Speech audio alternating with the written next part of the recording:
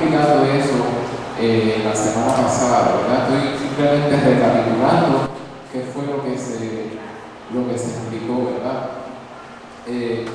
Y dentro de ese punto nos quedamos en que vamos a hablar sobre la blasfemia contra el Espíritu Santo y qué es lo que significa, ¿verdad? Porque estábamos hablando de factores que limitan o detienen la manifestación del Espíritu. Y entonces teníamos, ¿verdad?, en agenda hablar sobre lo que significa la blasfemia contra el Espíritu Santo y que es considerado como el pecado imperdonable. ¿Cuántos han escuchado de eso, verdad? El único pecado que no tiene perdón. Entonces vamos a hablar de eso, vamos a ir a cuál es el contexto bíblico de qué es lo que significa ese texto, ¿verdad?, del pecado que no tiene perdón y que es la blasfemia del Espíritu Santo. Primeramente, vamos a definir qué quiere decir blasfemia. ¿Alguien sabe? ¿Alguien sabe qué quiere decir blasfemia? La palabra. ¿Qué es blasfemia? Que no sepa. No. Mentira. Ajá.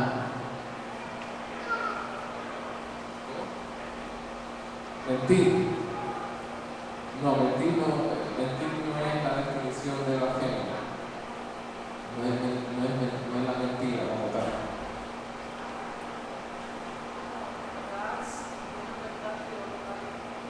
Negar una verdad, pero en verdad en el aspecto teológico, negar algo espiritual, ¿verdad? Y lo vamos a ver. Pero la palabra blasfemia como tal, en el término general que se usa, lo que significa es agraviar, deshonrar, difamar, dañar, desacreditar, injuriar. En otra palabra es como insultar, ¿verdad? Eso es lo que quiere decir la palabra en su contexto más general que se utiliza, ¿verdad? Pero obviamente vamos a hablar en el contexto de lo que dice la palabra de Dios. También es definida en el diccionario como irreverencia y irreverencia desafiante, ¿verdad? Que ahí viene el aspecto de lo que decía Nelly, de negar una realidad espiritual o ir en contra, ¿verdad?, o de lo que tiene que ver con las cosas de Dios, ¿verdad? Entonces, la blasfemia nos habla de ella en los evangelios, ¿verdad? Vamos a ir pronto a uno de esos textos, ¿verdad? Tanto en el evangelio de Marcos y de Mateo, y si no me equivoco, creo que en Lucas también, se habla sobre la blasfemia contra el Espíritu Santo. Y por lo general lo que se dice en una definición bastante general de la blasfemia del Espíritu Santo es que se le adjudique la obra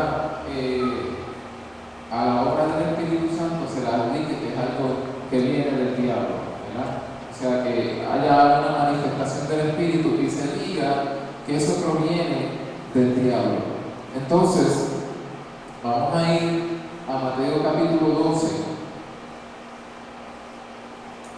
para explicar el contexto, ¿verdad? Le voy a explicar el contexto en donde Jesús se enfrenta a los fariseos y aparece y hace mención sobre la blasfemia del Espíritu Santo. ¿Y qué quería decir en ese contexto y qué quiere decir en el contexto actual, ¿verdad? Mateo capítulo 12, ¿están por ahí?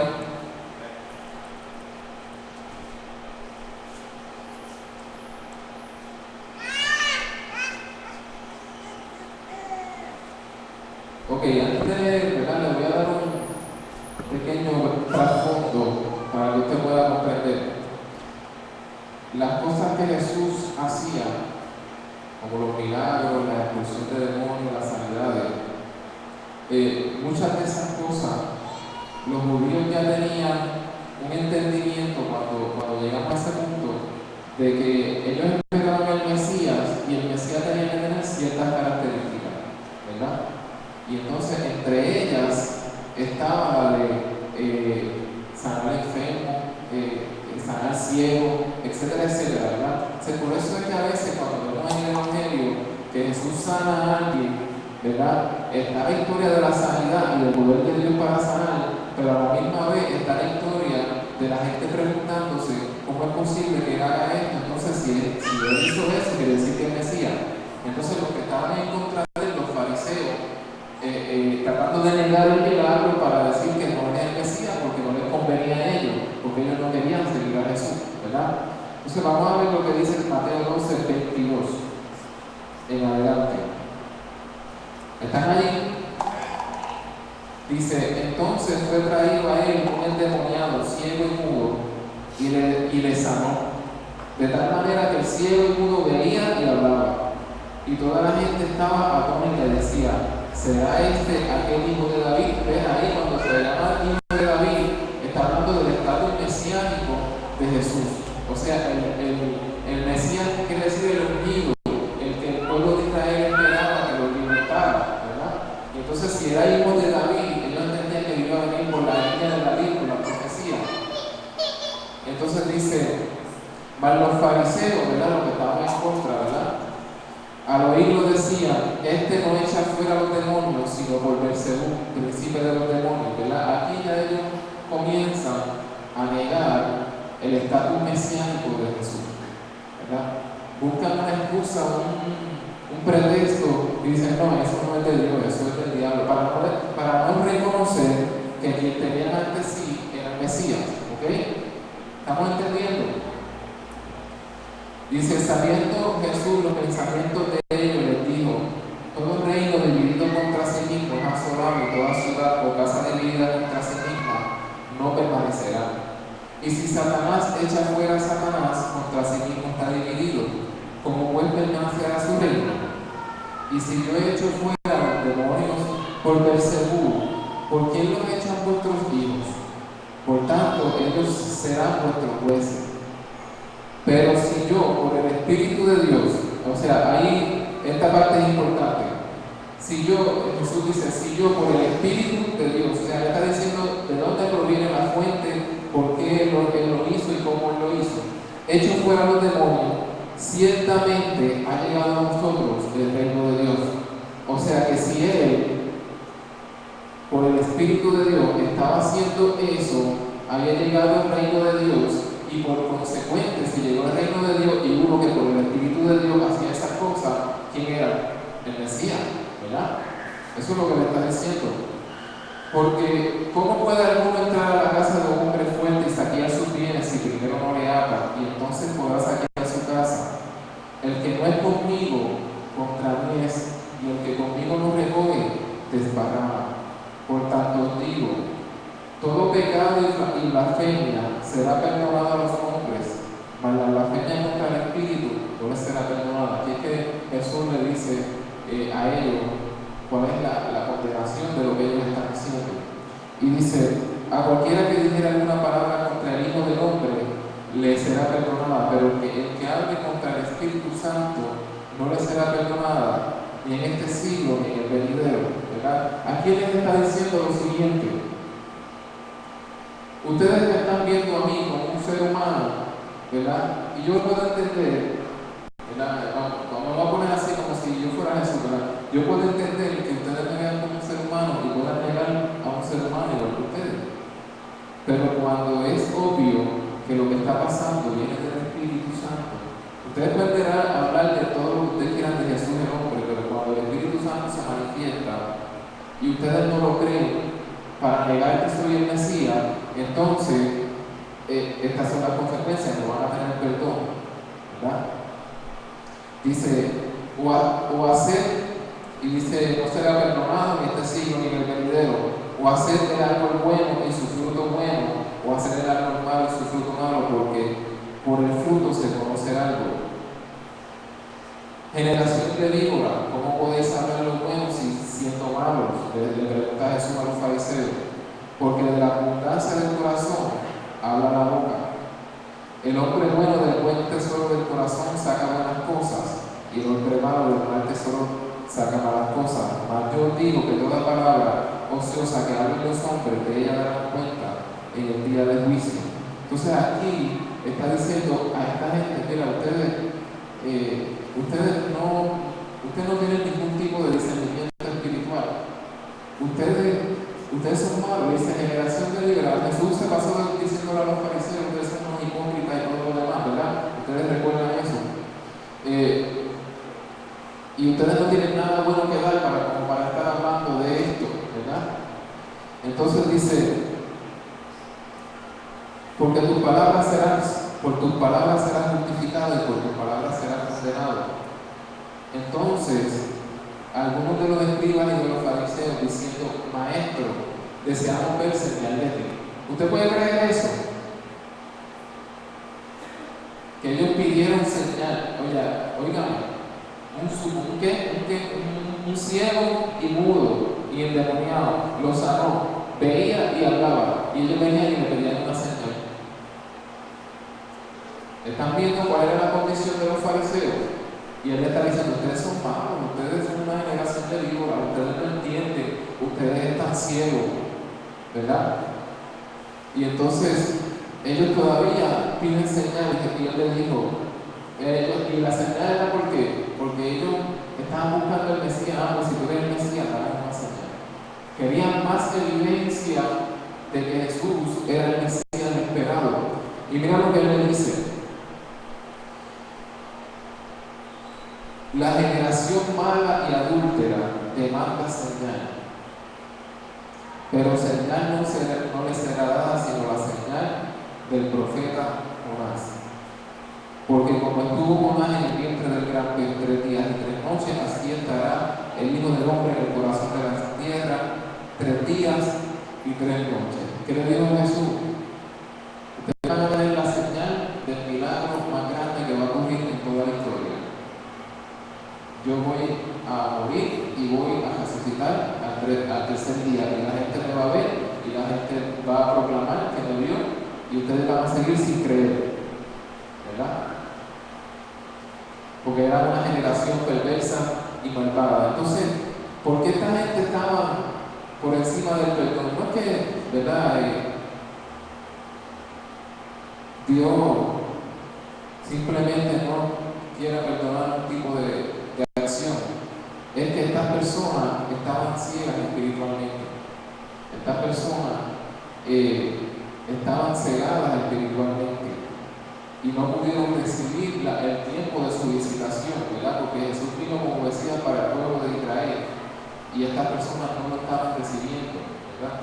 Y entonces, al negar al Mesías, estaban negando la obra del Espíritu Santo, porque era el poder de Dios manifestado a través de él. Y esa era la blasfemia contra el Espíritu Santo, siendo ellos los que tenían la ley y los profetas para conocer que había llegado el Mesías, ¿verdad? Más adelante en la palabra vemos que inclusive desde el Antiguo Testamento se había profetizado que ellos iban a tener una ceguera espiritual, ¿verdad? Que no les iban a permitir ver. Eso se llama, en términos modernos se llama escepticismo, negación, ¿verdad? Que no quiero creer y no me da la gana de creer. En Hechos 3, capítulo 3, versículo 13, vamos a ir rapidito por ahí. Varias citas en Hechos, varios de los apóstoles predicando. La primera creo que fue el apóstol Pedro, que dice, ¿la tienen ahí? Hechos 3:13, vamos a darle tiempo para que llegue.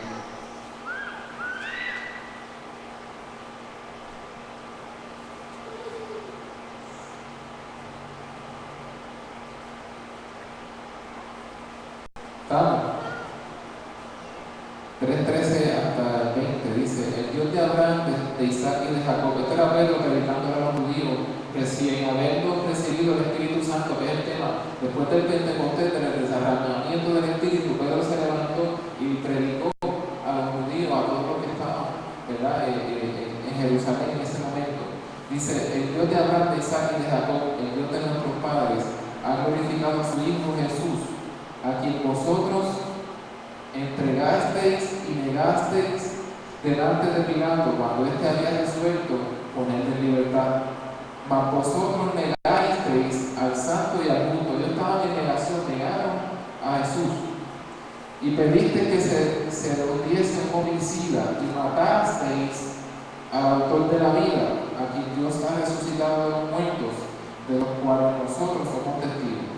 Y por la fe en su nombre, a este que vosotros veis y conocéis, le ha confirmado su nombre, y la fe que es por él ha dado a esta completa sanidad en presencia de todos vosotros. Mas ahora, hermanos, sé que por ignorancia lo habéis hecho, como también vuestros gobernantes, pero Dios ha cumplido así lo que había antes anunciado por boca de su profeta, que Jesucristo había de padecer. Así que arrepentíos y convertíos para que sean burlados nuestros pecados, para que venga la presencia del Señor, quien puede dar refrigerio, y él envíe a Jesucristo, que os fue antes anunciado. O sea, está hablando con esa gente, esos mismos que dijeron crucifícalo, ¿verdad? Esos mismos que dijeron crucifícalo, y él está diciendo, esto estaba profetizado que iba a pasar, pero ahora arrepiéntanse, ¿verdad? Entonces, ¿qué sería la blasfemia contra el Espíritu Santo para esa persona? Ellos lo vieron, lo mandaron a crucificar, supieron que resucitó, los apóstoles le predicaron, le están diciendo arrepiéntete, y algunos se arrepintieron y recibieron al Señor, pero otros no. ¿Por qué no se les va a perdonar? Porque estaban tan enajenados y tan negación y en tal escepticismo que no querían aceptar el estatus de hijo de Dios de Jesús, y que no querían aceptar la obra del Espíritu Santo, por más que vieran lo que vieran. Pues entonces no había perdón para ellos, porque si no se arrepienten no hay perdón, ¿verdad? En Hechos 7:48, Hechos 4 capítulos más adelante, Hechos 7:48.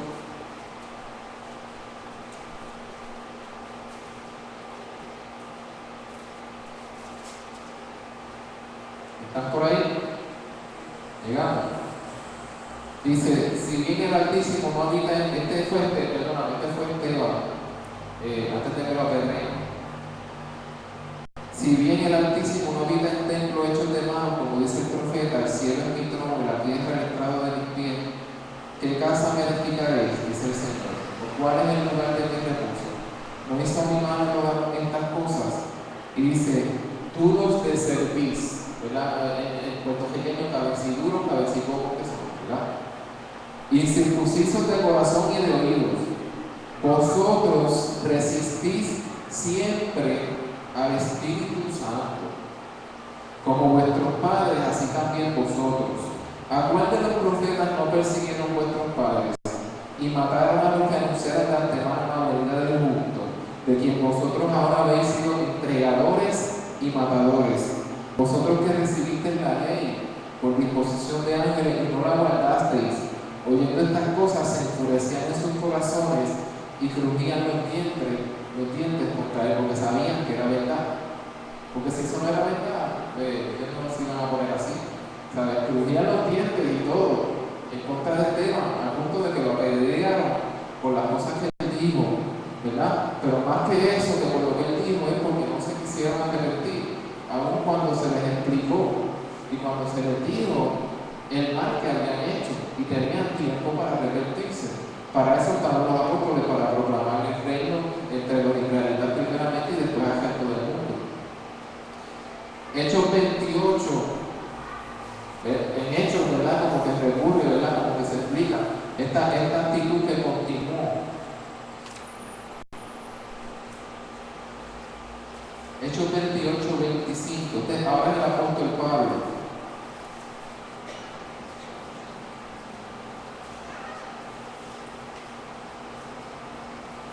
¿Están ahí? Casi a lo último de Hechos.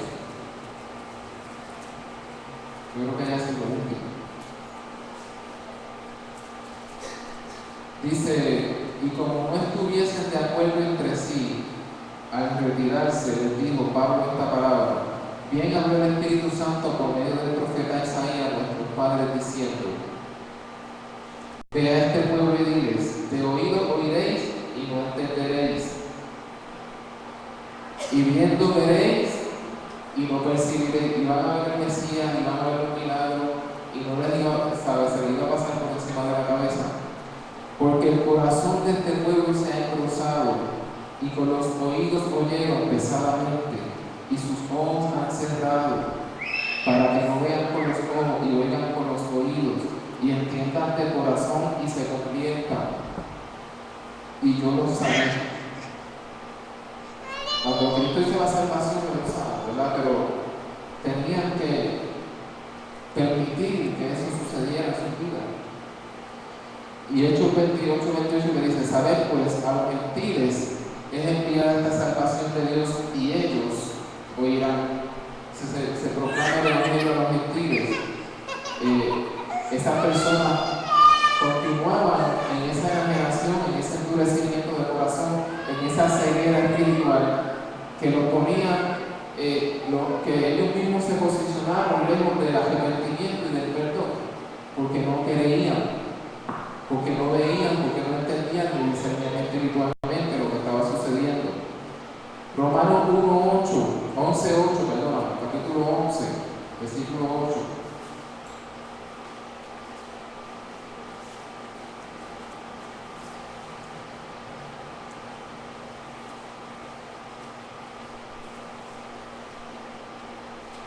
¿Estamos ahí? Un poquito más para adelante. ¿De hecho está aquí? ¿O más? Como que se la puse en orden, ¿verdad? ¿Están ahí? Como está escrito: Dios le dio espíritu de estupor, ojos que no vean y oídos que no oigan hasta el día de hoy. Y David dice: se ha vuelto su confite en trampa y en tropezadero y en retribución. Se han endurecido sus ojos para que no vean, y agobian en la espalda para siempre, ¿verdad? Es un endurecimiento de corazón, una ceguera espiritual que estaba profetizada sobre ese pueblo, ¿verdad? Y entonces Jesús les advierte: ustedes pueden decir lo que quieran de mí, pero si ustedes niegan la obra del Espíritu Santo y la manifestación del reino de Dios, están lejos, ¿verdad? Están lejos del perdón. ¿Por qué? Porque no tienen un corazón para arrepentirse, no tienen un entendimiento para arrepentirse, ¿verdad? Y eso fue lo que pasó con ellos. Entonces, ¿cómo nosotros aplicamos eso a nuestra vida, verdad? Cuando una persona está en esa posición de que cualquier cosa que venga del Espíritu, ellos no quieren creer y quieren decir que cualquier otra cosa, y lo niegan y se burlan de lo que Dios hace, y tienen un corazón endurecido y tienen una mente cegada, por más que se lo expliquen, no entienden, ¿verdad? Pues no tienen un corazón para arrepentirse, pues entonces no hay perdón, ¿verdad? No hay perdón para ellos. No es porque no puedan ser perdonados, sino porque la persona no se arrepiente, ¿verdad? No se arrepiente. Y eso vendría siendo lo que se refiere con la blasfemia del Espíritu Santo, ¿verdad? Porque el pecado es imperdonable, porque es una persona que está al punto del escepticismo, de la ceguera, de la enajenación espiritual totalmente, ¿ok? Entonces, ese era el punto, ¿verdad? Cerrando el segundo punto de lo que detiene la manifestación del Espíritu Santo, ¿verdad? O impide. Ahora vamos para el tercer punto, que es lo que fomenta que se manifieste el Espíritu Santo. ¿Estamos claros con lo de la blasfemia del Espíritu Santo? Hoy no daba el tiempo para hacer preguntas, pero quería que le di todo el contexto de allá y de acá, ¿ok?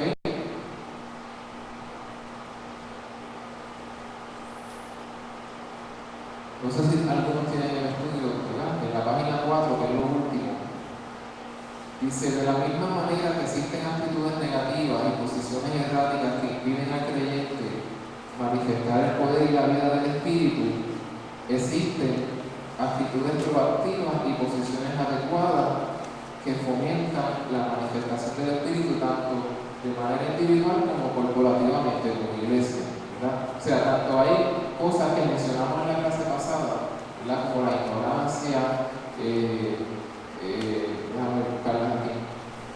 Hablamos de la ignorancia, de la inmadurez, de la falta de fe, de la falta de amor, de la indiferencia, de la contienda, el chisme, la falta de unidad. Y lo que hablamos hoy del escepticismo extremo hasta lo último, ¿verdad? Son cosas, actitudes y posiciones, ¿verdad?, mentales y espirituales de una persona que no permiten que se manifieste el Espíritu Santo, ¿verdad? Por el contrario, hay actitudes, hay posicionamiento espiritual que te permite manifestar el Espíritu Santo en la vida, ¿verdad? Y tanto en la vida tuya como persona, en tu diario vivir, como en la vida de la iglesia como cuerpo.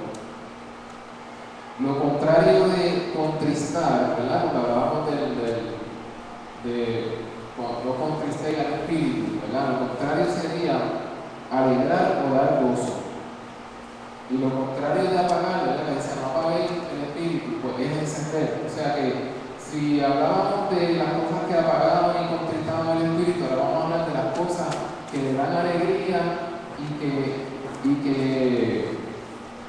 y que encienden el espíritu, ¿verdad? Pero yo les expliqué también que eso es como nosotros lo percibimos acá, ¿verdad? Porque el espíritu no lo puede ni pequeñecer ni engrandecer, ¿verdad? Ni guardarlo en una gaveta ni sacarlo cuando tú quieras, ¿verdad? El Espíritu Santo es trascendente, es soberano, ¿verdad? Pero cuando nosotros no estamos sintonizados, somos nosotros los que percibimos que no está la vida del Espíritu ahí.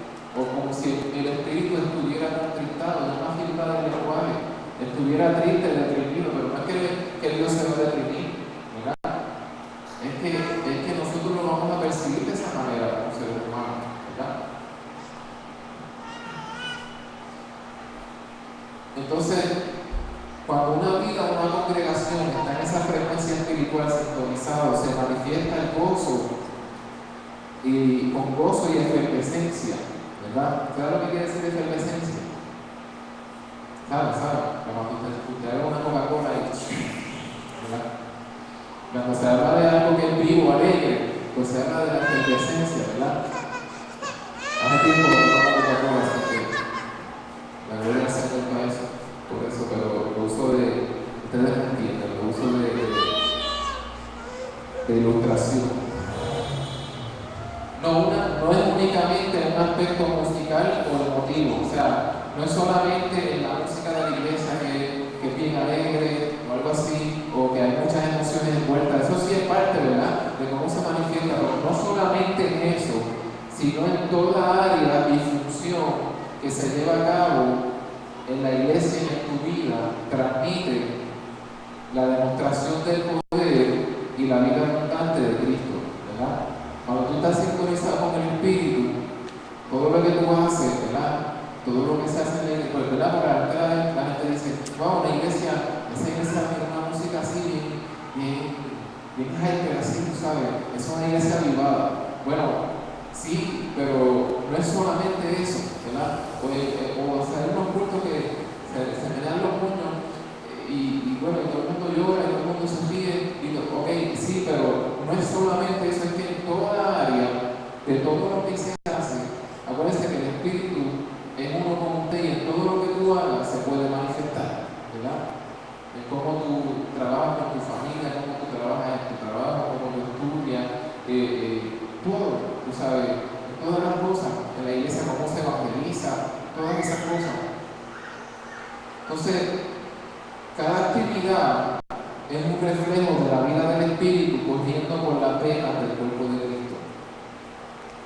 La adoración, el evangelismo, las misiones, el dar y el recibir, el estudio de la palabra, la predicación, la comunidad, el servicio, todas esas cosas que están en la vida del cuerpo de Cristo se manifiestan cuando se está sintonizado con el Espíritu, ¿verdad? Y usted puede ver lo contrario cuando en un lugar, en una iglesia, pues la gente le da lo mismo si predican, le da lo mismo si dan un estudio bíblico, le da lo mismo si evangelizan o no evangelizan, ¿verdad? No hay indiferencia o no quieren involucrarse en nada.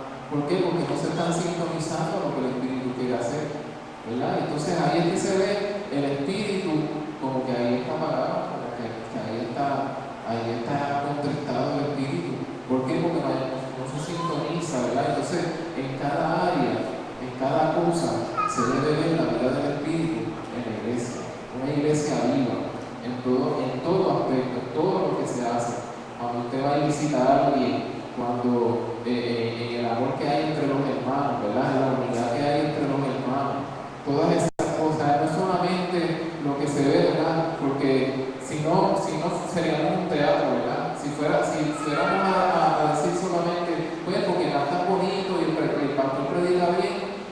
iglesia está llena del Espíritu. Eso es parte, pero todo lo que tú haces, todo lo que tú te involucras y te conectas dentro del cuerpo de la vida de Dios en la iglesia, ¿verdad?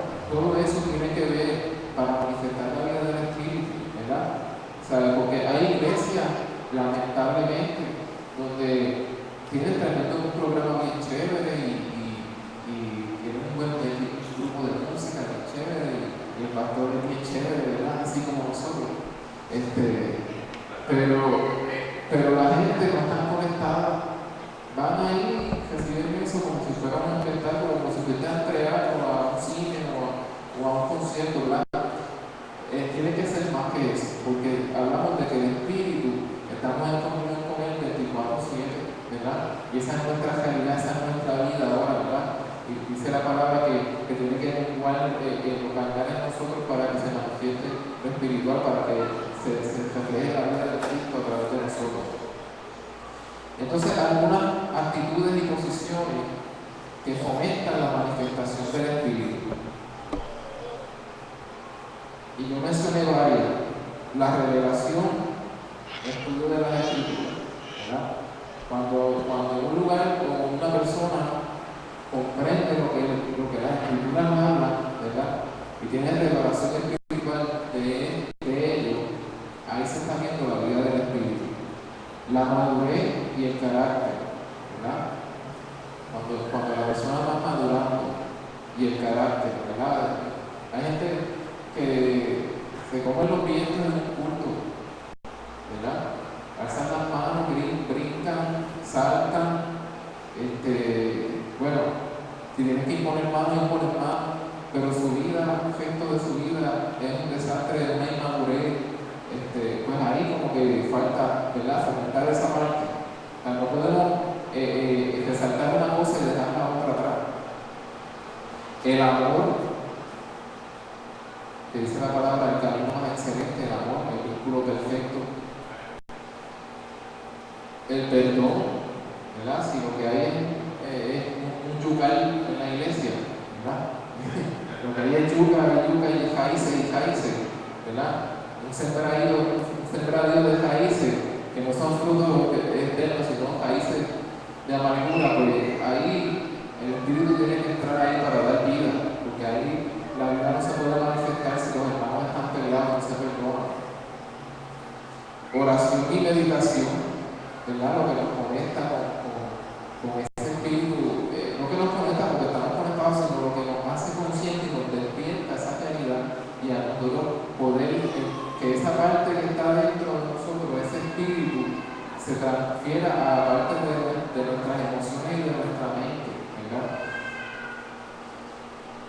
La adoración, la meditación, mira, la puse 2 veces, meditación. ¿Qué quiere decir meditación? ¿Verdad? Eso es algo que debemos practicar porque a veces se le da una mala connotación con las religiones orientales, pero bueno, nosotros tenemos que meditar. Y quiere decir meditar es buscar dentro de nuestro ser y de nuestro interior, centrarnos, buscar la paz y poder conectarnos con Dios y buscar los pensamientos de Dios en nuestra vida, ¿verdad? A veces tenemos muchas cosas, muchas preocupaciones y no les dejamos la mente, entonces tomamos decisiones mal tomadas porque no meditamos, no nos sentamos a pensar qué es lo que yo voy a hacer, qué es lo que Dios quiere que yo haga en este momento, ¿verdad? Comunión con otros, o sea, la manifestación, como nosotros nos manifestamos entre los hermanos en la iglesia, ¿verdad?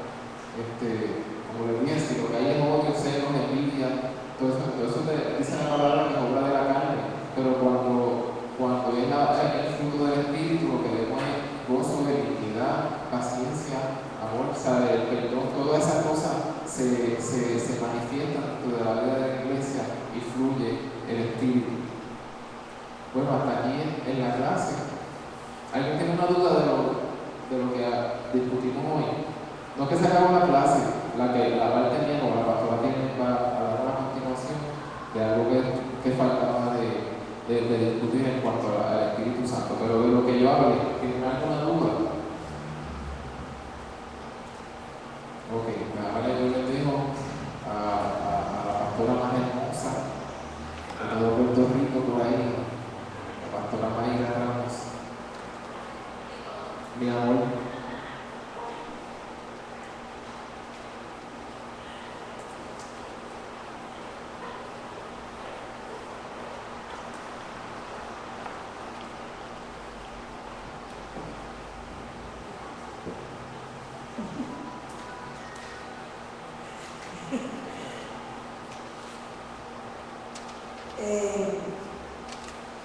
tienen preguntas sobre lo que se ha dado, alguna duda sobre lo que se ha dado en las tres clases. Las tres clases tienen papel. ¿Hay alguien que no tenga el papel de alguna de las clases? Si usted no lo tiene, me avisa. ¿Cuál te falta, India? La primera, la segunda. Pues la de la semana pasada es este mismo. Sí, el tercer papel. Que lo que el pastor dio es, ¿verdad? Lo que hiciste es el tercer papel. ¿A ti te falta? Marco, mira a ver si detrás de la silla está el estudio de la primera parte, que debe estar allí. La intención de esta clase, ya son las 9, pero los jóvenes van como en 5 o 10 minutos.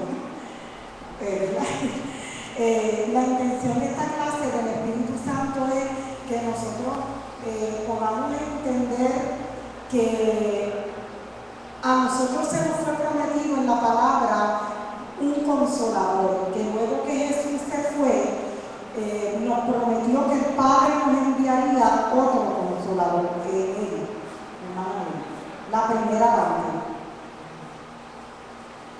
Y ese consolador vendría a morar en nosotros y nuestra vida sería otra, transformada precisamente por la presencia del Espíritu Santo en nuestra vida. La vida en Cristo es una vida diferente por causa de ese Espíritu, el Espíritu de Él, su presencia, su esencia en nosotros.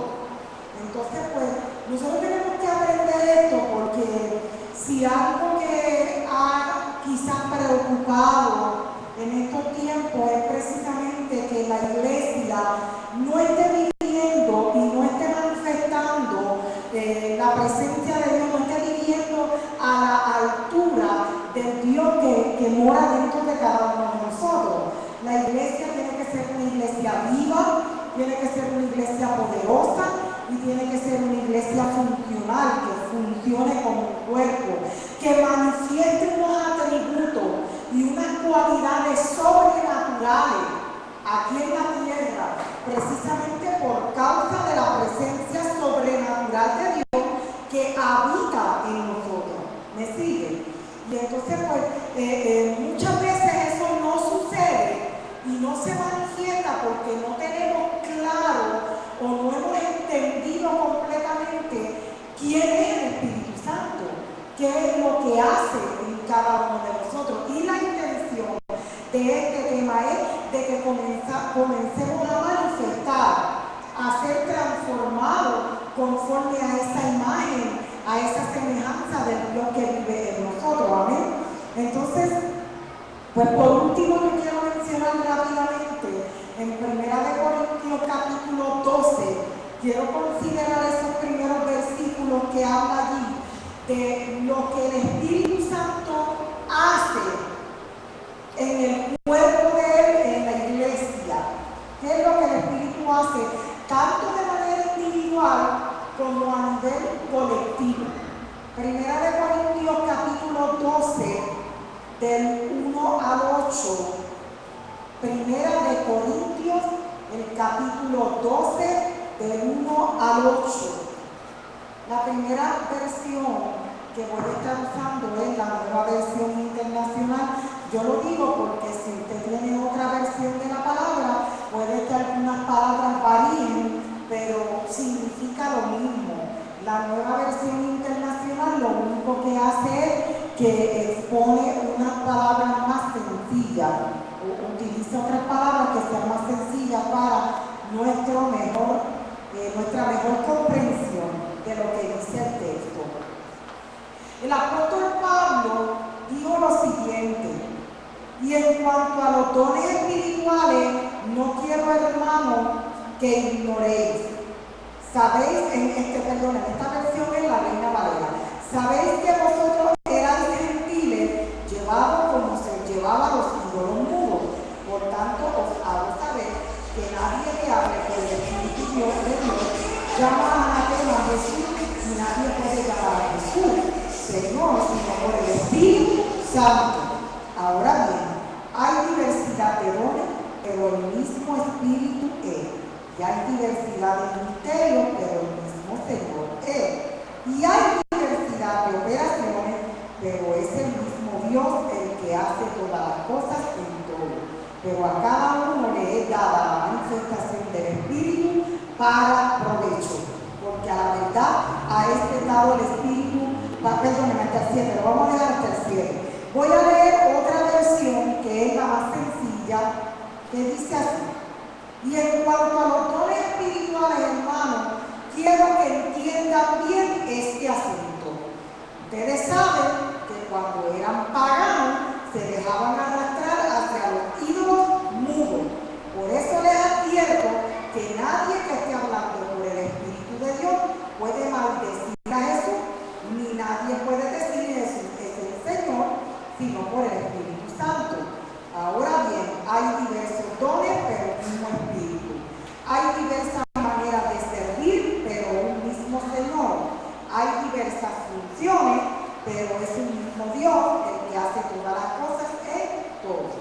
A cada uno se le da la manifestación especial del Espíritu para el bien de los demás. Amén. Entonces, lo que quiero recalcar es un punto que yo he mencionado en varias ocasiones, es que Pablo le enfatizó a la iglesia que él no quería que ignoraran acerca de los dones espirituales. En otras palabras, él le está diciendo a la iglesia, ustedes no pueden pasar por alto de que hay unos dones espirituales que se le dio a la iglesia para que ustedes los manifiesten. O sea, que Dios le dio unos regalos con unas facultades, unas habilidades espirituales sobrenaturales, y no podemos ignorar ese asunto. ¿Me siguen? Entonces, luego está compartiéndole, ¿verdad?, el antes y el después. Cuando ustedes le servían a los ídolos, ¿verdad?, que eran mudos, ustedes que tenían una creencia muerta, pero ahora ustedes tienen, son una iglesia viva. Entonces el Espíritu de Dios se manifiesta a través de ustedes. Ahora dice, hay diversidad de dones. Y dones, la palabra que se utiliza en griego es carisma. Carisma lo que significa es un regalo, una facultad espiritual que proviene de Dios. Eso es importante que usted lo entienda. Carisma. Carisma, CH con H, carisma, lo que significa es una facultad espiritual, sobrenatural, un regalo, es algo que no proviene de Dios. Ese don espiritual, un don espiritual, significa que no es tuyo. Tú lo puedes hacer porque el Espíritu que está en ti te habilita para hacerlo. ¿Me sigue? El Espíritu que está en ti te da la habilidad, te da facultad, te da la capacidad para hacerlo. No es tuyo. No es tuyo en el sentido de que no proviene de ti. Sale de ti por el Espíritu que está en ti. Se manifiesta a través de ti por el Espíritu que está en ti. Por ejemplo, cuando tú oras con un enfermo y sana es porque Dios lo sanó a través de ti. ¿Ves? Porque Dios lo sanó, no porque tú tengas el poder para sanar, capacidad tuya. Tú sí tienes el poder para sanar a otro. Escúchame bien lo que estoy diciendo. Tú tienes el poder para sanar a otro, pero ese poder te lo otorgó Dios. No es una capacidad tuya, no es una capacidad terrenal, no es una capacidad humana, es espiritual y es sobrenatural. ¿Me sigue? Lo otro que menciona este verso, es la diversidad del ministerio. La diversidad del ministerio y la palabra que se utiliza en el original griego para ministerio es diaconía. Y ahí es donde viene la palabra diácono. Pero la palabra que en el original griego para ministerio es diaconía. Y lo que significa diaconía es un trabajo, un oficio, un servicio. Algo que tú prestas, un servicio, algo que tú haces. ¿Me sigue? De la Biblia está diciendo que hay diversos dones en el cuerpo, carisma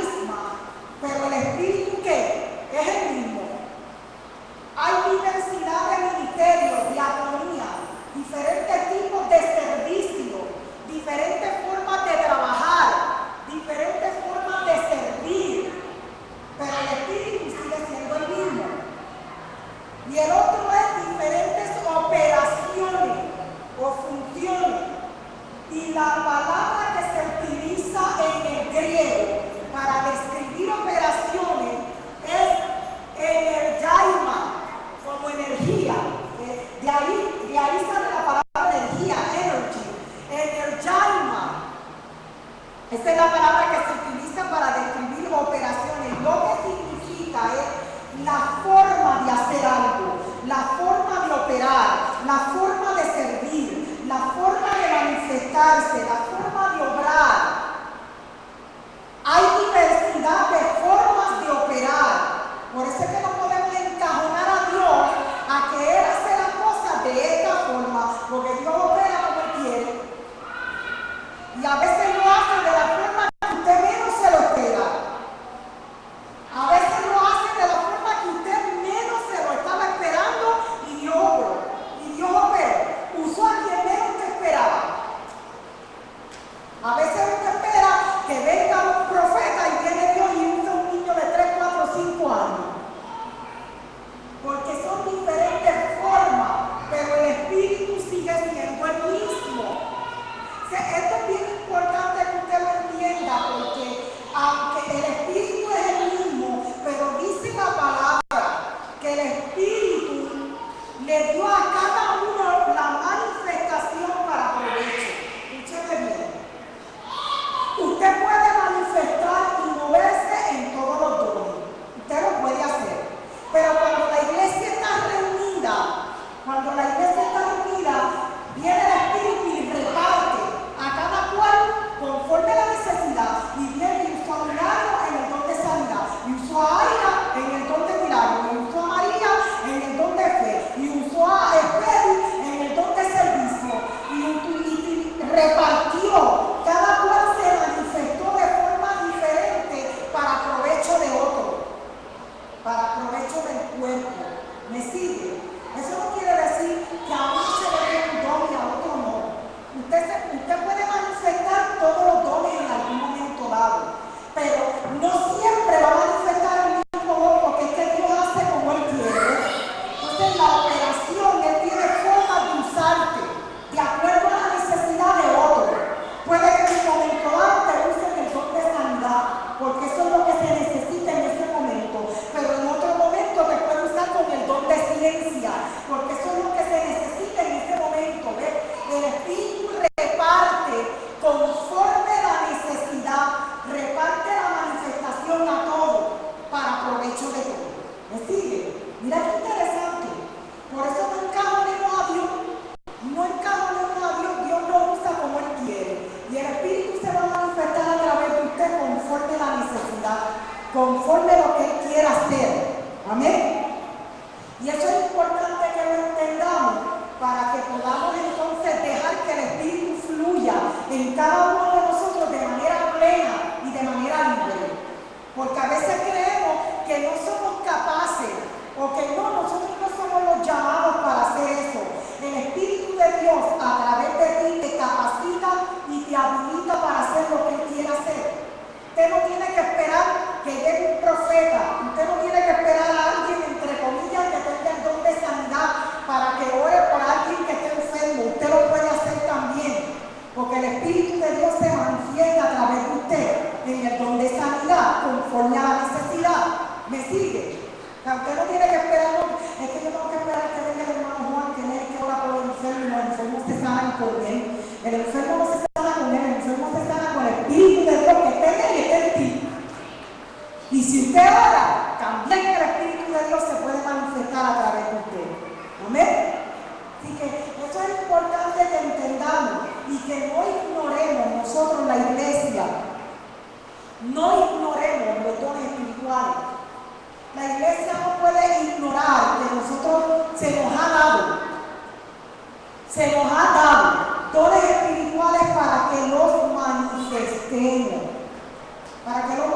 A veces a mí me da mucha tristeza cuando yo escucho gente que habla de cómo Dios los usaba antes, de lo mucho que hablaban en lengua o que oraban en el Espíritu, cosas que hacían antes, y hablan de eso en el pasado y lo ignoran. Amado, pero la pregunta es, ¿hoy qué? El mismo Espíritu, Él no se ha ido, sigue morando en usted.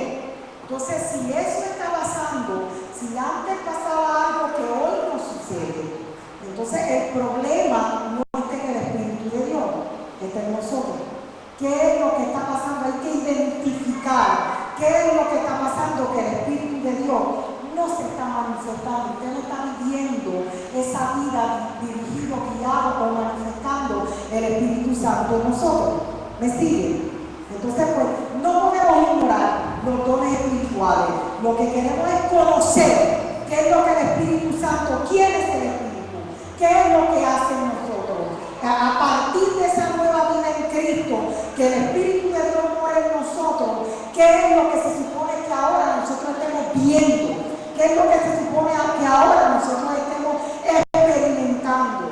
Y esta clase es para que aprendamos y comencemos a vivirlo, comencemos a verlo y comencemos a manifestarlo. Amén. Pues le damos un aplauso al Señor.